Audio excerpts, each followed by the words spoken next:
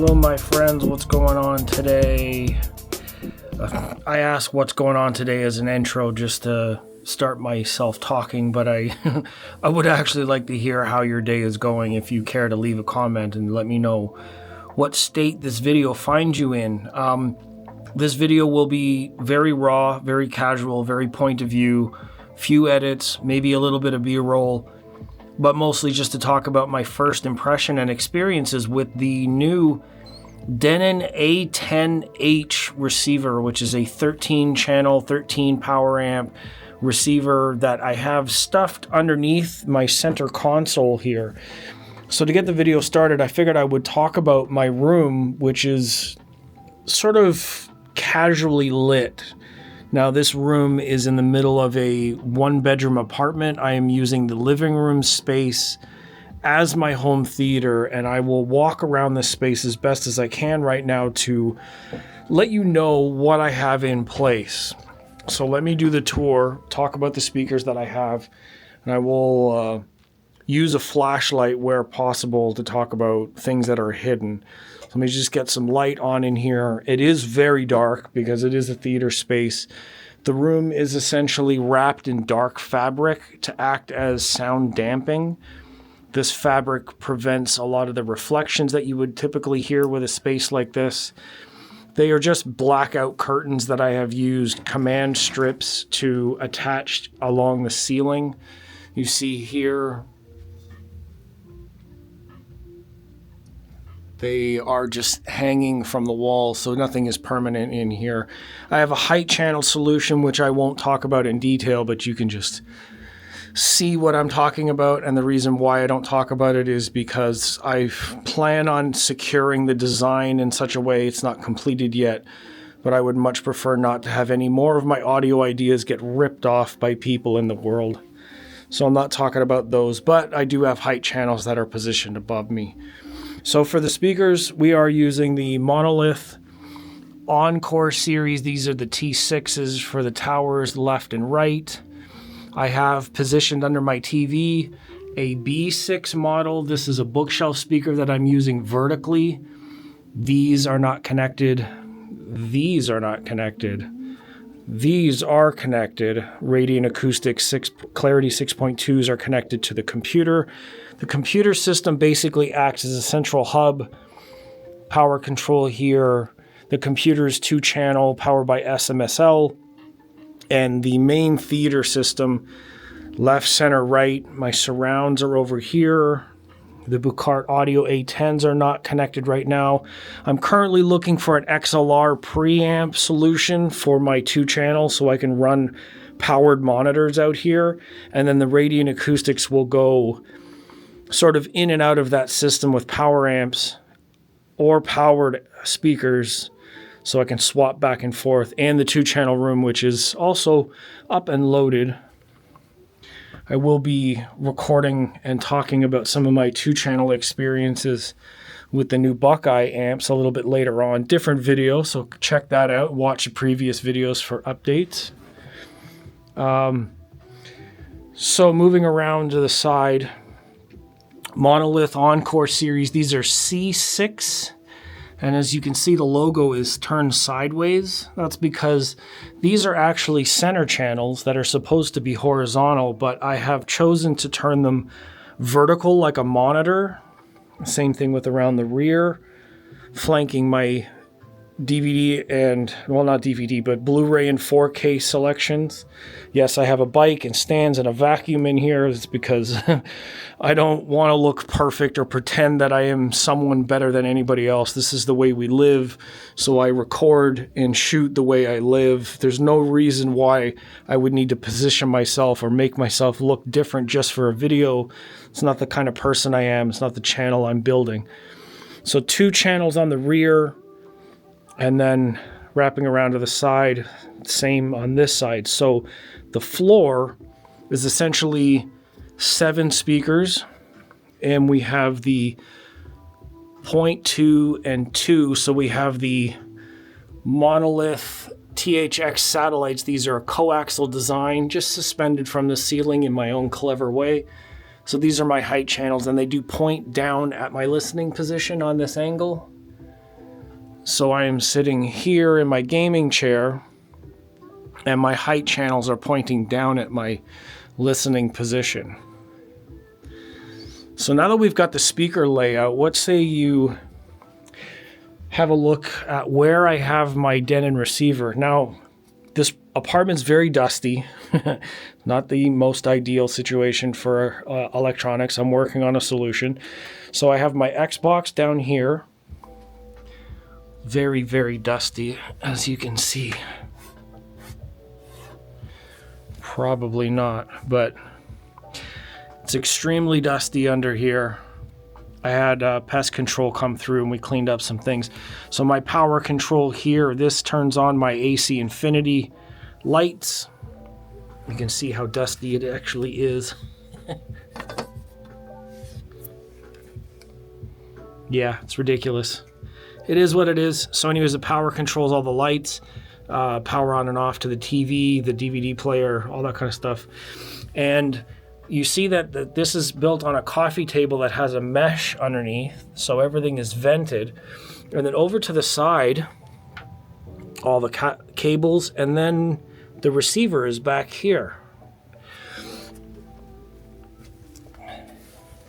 So I have the AC Infinity fans on top of the Denon. They are typically known to run a little bit warm, which is fine. This isn't going to cause a problem here because you can see that it's completely open to the other side of the room, open to the front, and it's sitting on the grill, so it's vented underneath as well. So it's situated in such a way that I'm not going to have any ventilation problems. The only problem I'm having is dust. The dust on the floor here like this is not very great, and I've been using a pest deterrent powder, which is probably not that great, but it's very dry here in the winter, so I don't assume there's going to be any problems. I will have to monitor it. I'm thinking about enclosing this whole space with some fabric, like some speaker felt or fabric, just to keep the dust out. That way it will still be vented, but it will not incur all the floating dust that's in here. You can see passing through the beams of light from my flashlight. So yeah, the A10H with its options in the front panel, currently running Auro 3D off of the Xbox for gaming. Sounds awesome like that. Some of the games don't have native Atmos. Their step down for 2-channel audio at Atmos essentially just plays in 2-channel, which is no good. So I've had to play around with some of the formats in my system to get the right outputs. Now I'm running the 11 channels. We'll sneak around to the back of this system. I'll show you how I have it wired. Again, I'm shooting all in one shot here just because. And this is the wiring. I'll put my camera down here so you can see what's going on. This is the wiring back here behind the system. All 11 channels are all connected there in the back. I'm running very few HDMI ins and outs. I have the computer, the MacBook, or the Mac Mini, sorry, is connected via USB-C. And one of those inputs will be for the computer. The other one is for the Xbox, and then they're both eARC out to the TV. However, my TV is not HDMI 2.1 yet, so it is one of the weakest links in the system. Currently 13 channels, only 11 are plugged in, so I have plans to get 2 more center channels to go on the heights, and then options for those, so I can run a full Atmos and Auro 3D system. More news about that later on when I get that figured out, but yeah. So lots of ventilation, lots of cable options, and anytime I need to change anything, I just crawl in here and fix it. This whole space, when I can, at a metal material, I can use cloth and fabric and just use magnets just to seal it up. As you can tell, it's extremely dusty. Not the best place for the receiver in terms of dust, but in terms of functionality and spacing, I find like that's the best, because it's really annoying if you have a system that constantly grows, or you're swapping things out, or you're reviewing products and you have to constantly get in behind the system to pull it out of a cabinet and not have any access to things like that. So let's do something fun. Let me talk about my favorite part of the Denon systems, the new ones anyways. Let me sit here at the computer. We'll get zoomed in on the screen somewhat. And I want to talk about a little bit of the features that I enjoy. Let's get rid of this. And what we're doing is tuning into, this is the UI system. So if I want to change any of the settings for the receiver, I just tune in with the website, and you can see on screen, the menu for the receiver is not showing up here. I mean, I can put it up here. There's the option menu. Then the setup menu takes over the whole screen like that, but I don't need to if it's connected to the web. The web UI allows me to change any of the settings that I want. So you get all of the speaker distances, any of the speaker layouts. So I have all my speaker layouts there. Normally I put an on-screen recording here, but I'm not doing that today. Get this straight on. Speaker presets, there's 2 of those. The levels are all adjusted for my seating position. You can see I've came in and did all this stuff. Now you can run Odyssey to get a lot of these crossover points. I've done them manually, and I choose to monitor them manually. Speaker layouts, audio settings, so surround parameters. You can turn the EQ on and off. Aromatic presence, there's settings for all of these kinds of things, volume on and off. And this is all just through the web UI on my computer. So instead of using the remote and having the screen completely blacked out to do a lot of my setting changes, I just use the web UI as it's connected to my network, and I can manage everything this way. It makes it really, really convenient. Now, a couple things that I really appreciate about Denon in general. Now, I've had them for I would say almost 2 decades. I bought the first home theater in a box. Actually, let me tell the story with some visuals. The first home theater in a box I bought came with these speakers. I still have them. I bought them in like 2004. As you can see there, there's the specs for these speakers. Now, I don't know much about the system, what the specs were, what any of that kind of stuff. It was a 7.1 system, home theater in a box, sold as a kit. These are the last remaining speakers from that kit. I still have them sort of as a nostalgic kind of thing. They still sound pretty cool. They're really, really tiny. But that was the first sort of experience I had with Denon. And let me flip this around. I wonder if that'll show up on video. It like flipped sides when it flipped the camera around. My experiences with Denon have always been positive. I've always enjoyed the sound. They function very, very well. The one receiver I had was, I think it was a 4308, or 4803. I don't remember which way it goes. I think it might be a 4308. And this was, or a 4803 CI. So it was many, many years ago. I had it for all that time, 7-channel. It weighed a ton. It had that AL24 processing. Amazing sound. I actually used it in my recent system until the speaker relays started failing. Now, after 13 years, the way that I was using it, it had some issues. I could have had it repaired. I didn't know really what was wrong with it. I had some people check the system out and nothing could be found. So I decided to pass it along to a good friend who's in audio, Angela Gilbert Young, who many people may know as a Canadian designer, amplifier designer.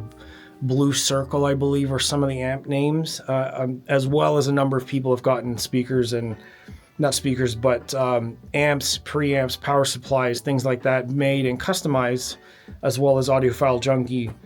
Couple of items. You see them in the video. Anyways, AGY was doing a project where they needed a chassis or an amp for like the guts and some of the parts, so I just donated the unit that was failing. So in that way, it had a full life in my system, my gaming system.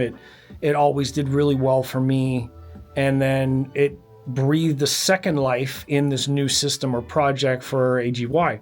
So after that, I thought, okay, well, I need another system for everything else. I need something that I can use. And coming from a job at Paradigm Anthem, I had an Anthem 1140 for a while, and I ended up selling that unit, and I got the X6700H.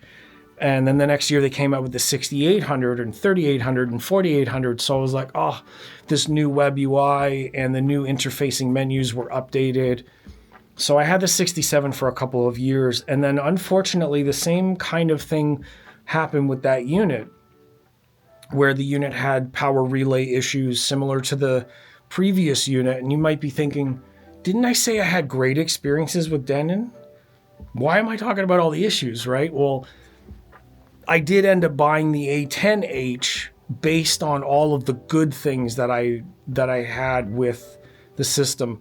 The function, the sound, the power, the clarity that they have, the build quality that they have, the longevity of the one unit. Now, having one unit that fails isn't really a make or break thing. Sometimes that happens. That happens with all products. The quality is usually really, really great. And on top of that, the customer service, the turnaround time, having the unit repaired under warranty, all of it was flawless. Now, the 67 served its purpose in my life for a number of years, mostly in this system as well, until it started failing. Previous videos will talk about how that happened. I decided to go back to Denon because of all those many years of reliable sound, reliable performance, as well as functionality. I'm very familiar with it. If I moved to a completely different system, say with the Anthem, I really enjoyed the web UI, but I didn't like the fact that the rear channels were very noisy.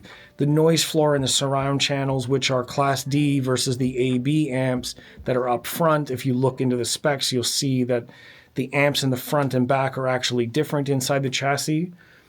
I didn't like the way it sounded. The noise floor was a little bit high. I had Paradigm speakers at the time, and they're 90 dB sensitive, so I could hear all that noise floor. I was not that impressed. And the internal fan for that unit at the time I bought it would always run. You could just hear the fan inside. It was a very small fan. It ran at high RPMs. I didn't appreciate any of that, so I decided to get rid of it for the 6700, which was amazing. Now, the A10H has like 4 fans inside. It's a split channel amplification system, so they're monolithic sort of like monoblock boards attached to a common heatsink. Underneath the heatsink, it's vented, so I might be able to B-roll and show some shots from the company here to supplement this section. So it's built very, very well. It's a deep chassis. It's a tall chassis. It's very, very, it's second to their top of the line, the A10H, which has 15 channels of processing, and I don't need that in this very small space.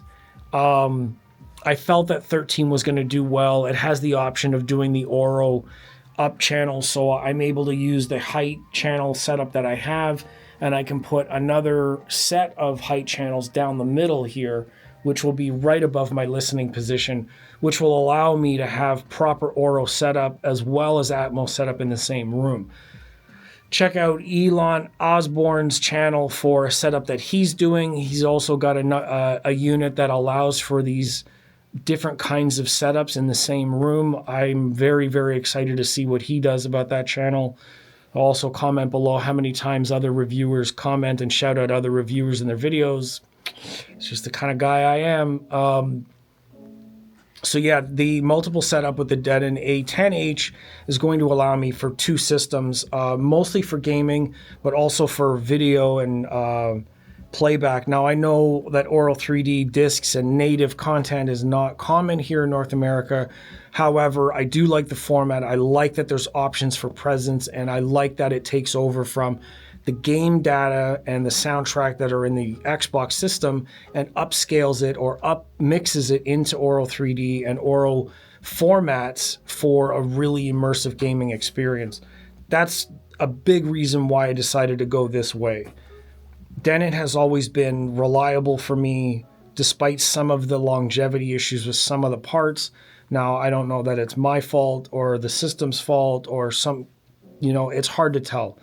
Having it repaired and having a quick swap out of the parts with no other issues has been fantastic. Their customer service has always been responsive for me. I've enjoyed it for all those reasons. And for that reason and a number of reasons is the reason why I went back to Denon as a company and as a brand that I can enjoy here and going forward. Now, I don't know if this turning around is distracting, but I kind of like it. That's basically my final word on why I have this unit.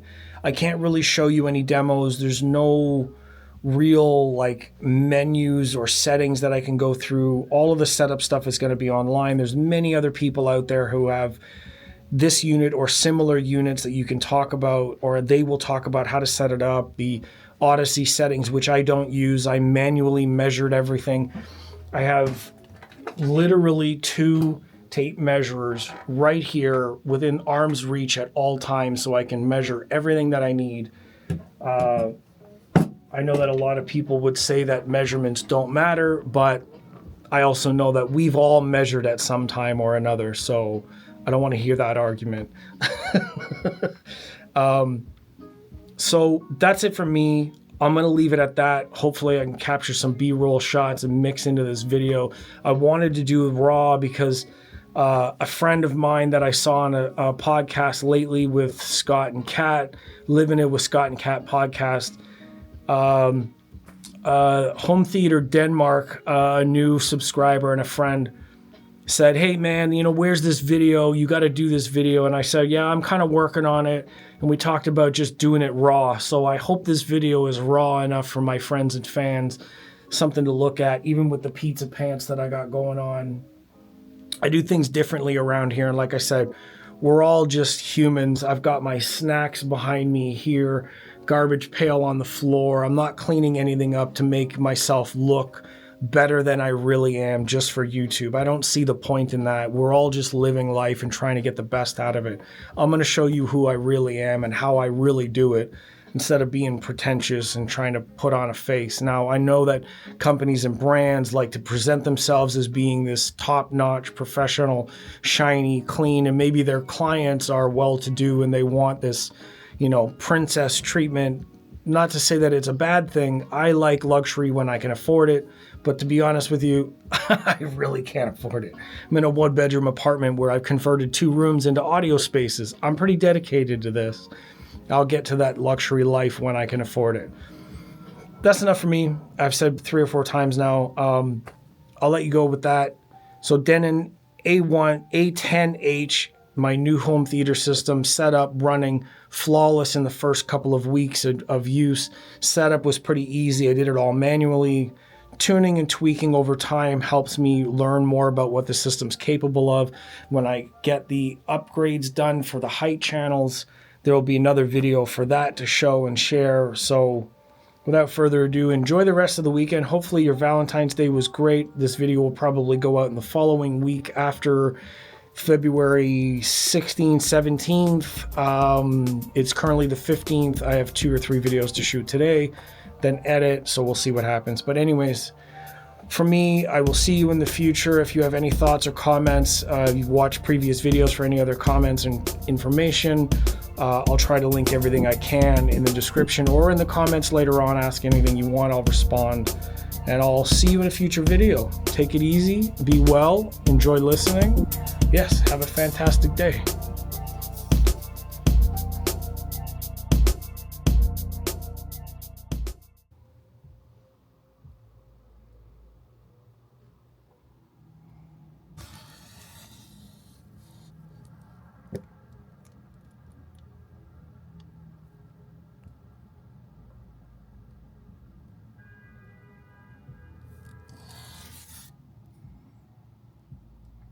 Oops.